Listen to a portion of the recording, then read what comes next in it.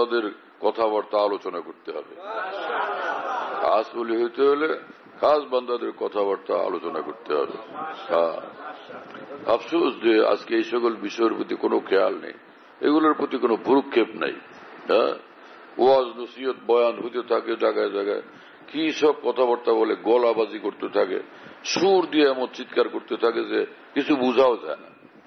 এগুলো এই গলাবাজি আর এরকম বিকট আওয়াজে চিৎকার করে ওয়াজ করা হযরত আদম আলাইহিস সালামের এটা তরিকা ছিল না, নূহ আলাইহিস সালামের তরিকা ছিল, না হযরত ইব্রাহিম আলাইহিস সালামের তরিকা ছিল, না হযরত ইসহাক আলাইহিস সালাম হযরত ইসমাঈল আলাইহিস সালামের তরিকা ছিল, না হযরত দাউদ আলাইহিস সালাম বা ইদ্রিস আলাইহিস সালামের তরিকা ছিল, না হযরত মূসা বা ঈসা আলাইহিস সালামের তরিকা ছিল, নাকি সর্বশেষ নবী মুহাম্মদুর রাসূলুল্লাহ সাল্লাল্লাহু আলাইহি ওয়াসাল্লামের তরিকা ছিল, নাকি সাহাবা তাবেঈনের তরিকা ছিল। শুধুই গলাবাজি।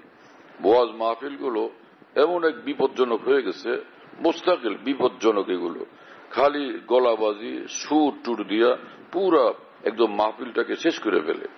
দিনই মাহফিলের রং থাকে না, সুন্নত তরিকার রং থাকে না, একদমই দুনিয়াদারির রং, ব্যবসায়িক রং এবং বাণিজ্যিক রঙে পরিণত হয়ে গেছে। ব্যবসায়িক রং এবং বাণিজ্যিক রঙে পরিণত করা হয়েছে এটাকে। আর হলো যে ছবি আর ভিডিও দিয়ে এটাকে একদম ধ্বংস করে দেওয়া হয়েছে।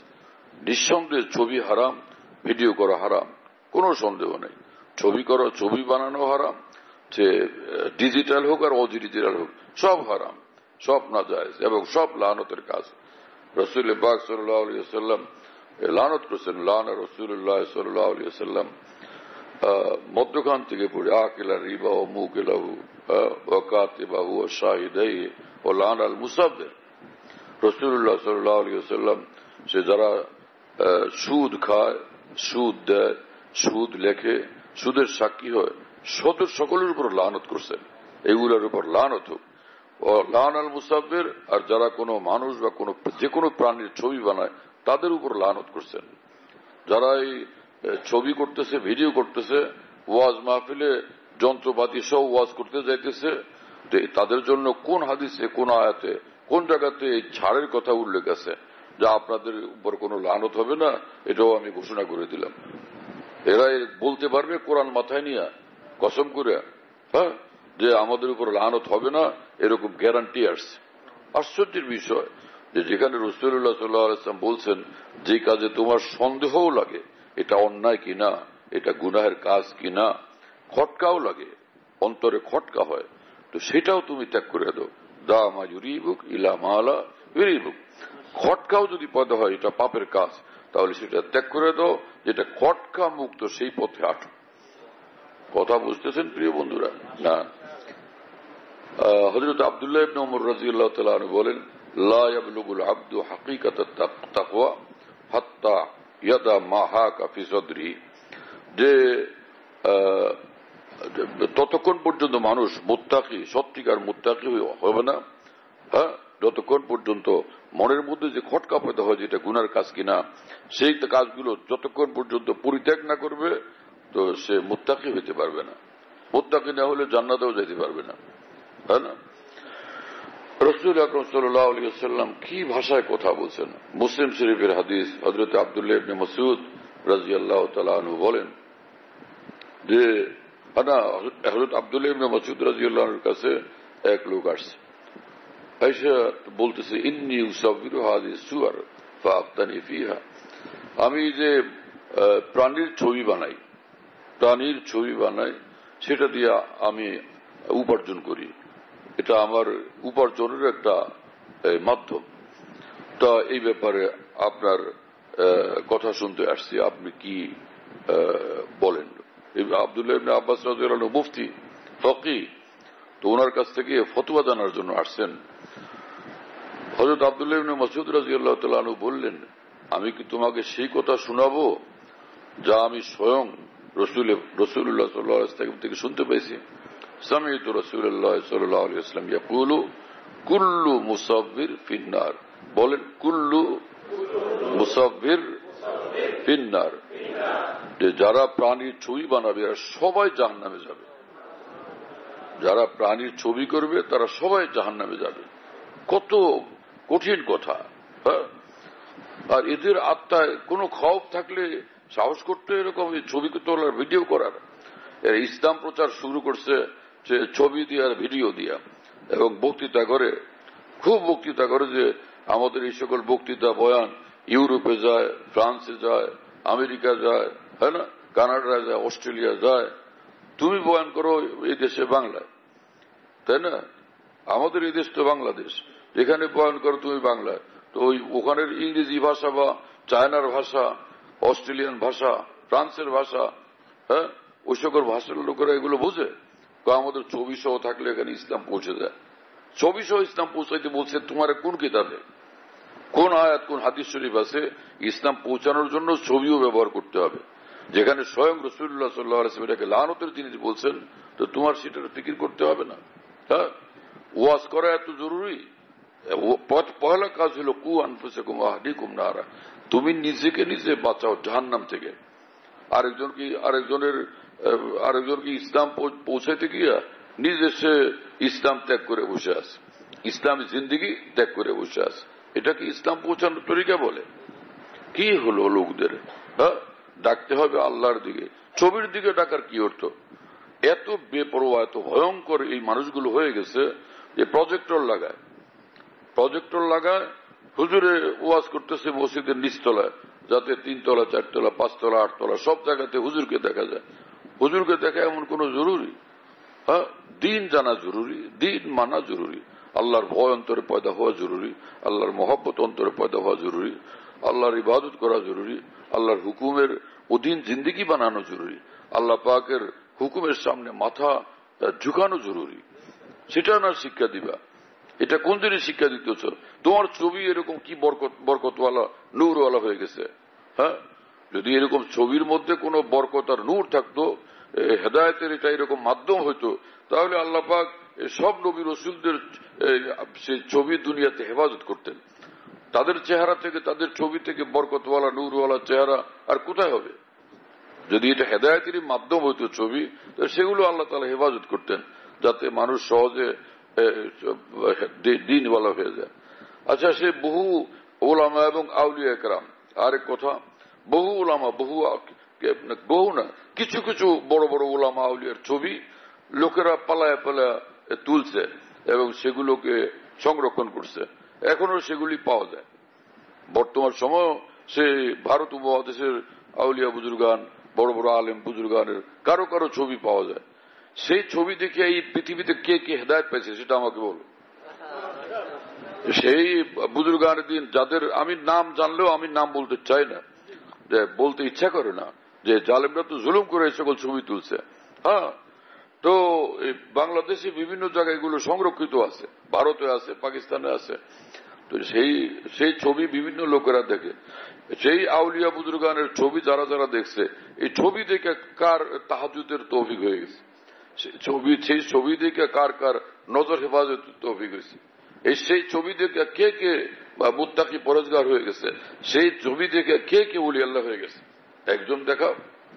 সেই বুজুর্গানের দিনের ছবি দেখে যখন কারোর মধ্যে নূর পয়দা হয় নাই, কেউ নামাজি হয় নাই, কেউ দিনদার হয় নাই, কেউ মুত্তাকি হয় নাই, তো ওই মহান বুজুর্গানের দিনের সামনে তুমি আমি কি জিনিস? হ্যাঁ, আমরা তো তুচ্ছাতি তুচ্ছ মানুষ, তা আমাদের ছবি এরকম প্রচার করলে এটার মধ্যে কোন রহমত বরকত নূর আর হেদায়েত রয়ে গেছে? শুধুই ধোঁকা, শুধুই ধোঁকা, শুধুই ধোঁকার মধ্যে পড়ে আছে মানুষরা। আবার প্রজেক্টর, সে যেখানে মহিলাদের প্যান্ডেল, সেখানে গিয়ে হুজুরের জন্য প্রজেক্টর দিয়ে রাখছে, সে হুজুরের মহিলারা দেখে।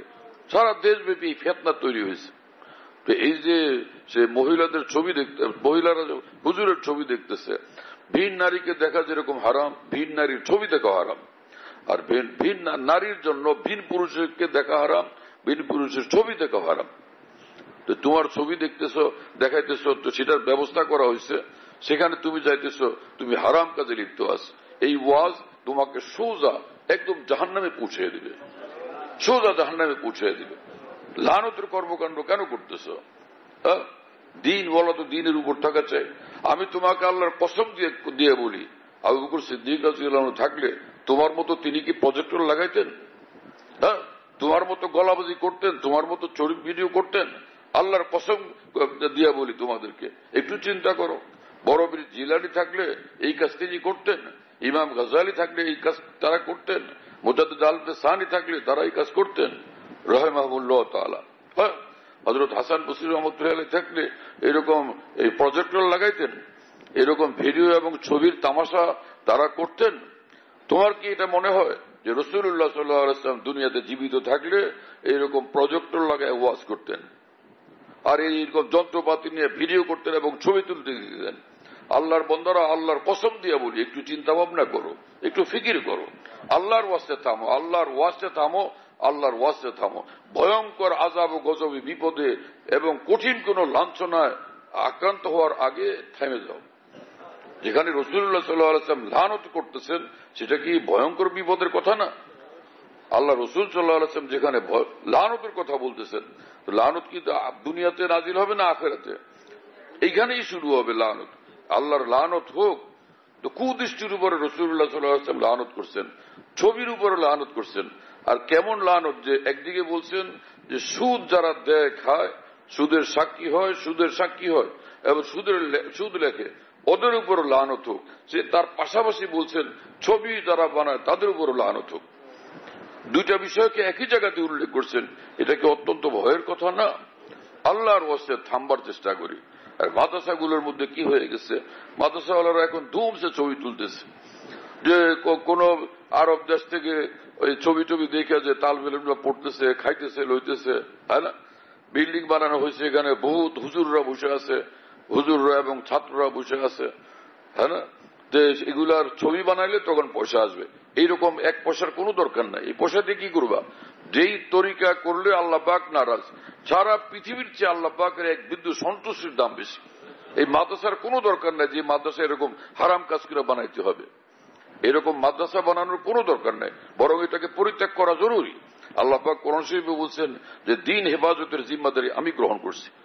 তোমার আমার নষ্টামি দিয়ে দিন হেফাজত হবে না, আল্লাহ পাক দিন হেফাজত করবেন নিজে।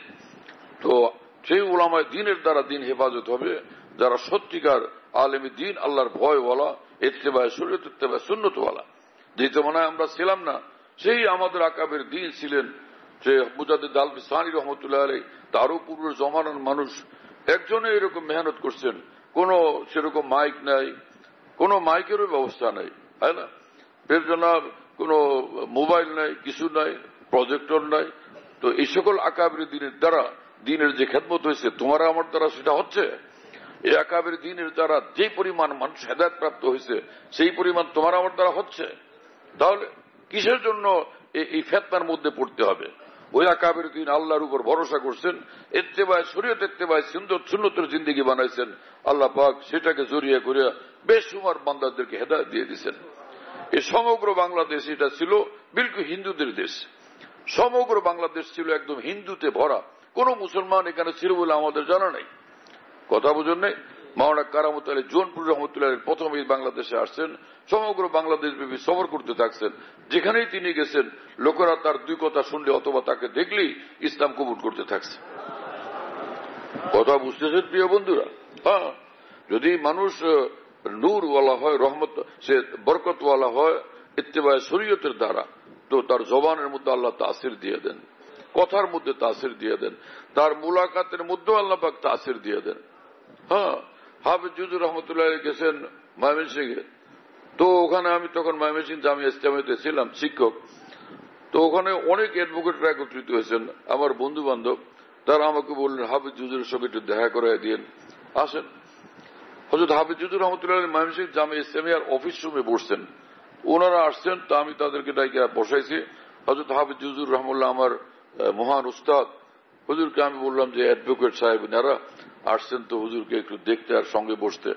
হুজুর খুশি হয়েছেন, হাসতেছিলেন। পরে তারা বিভিন্ন প্রশ্ন করলেন অ্যাডভোকেট সাহেবরা, হযরত হাফেজুর রহমতুল্লাহ জবাব দিলেন। তারা ভীষণ মুগ্ধ হলেন, অভিভূত হলেন হুজুরের কথাবার্তা শুনে।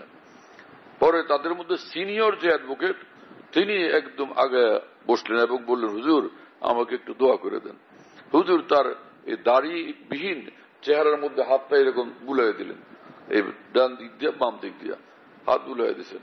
লোকটা কাঁদো কাঁদো স্বরে তখন বললেন যে হুজুর আপনার মতো অলির হাত লাগছে আমার চেহারায়, আমি আর কোনোদিন এখানে খুর লাগাবো না, আর কোনোদিন এই দাড়ি কাটবো না আমি। বলো ভাই, এখানে কোন প্রজেক্টরের দরকার হয়েছে, কোন গলাবাজির দরকার হয়েছে, কোন চিৎকারের দরকার হয়েছে? আরো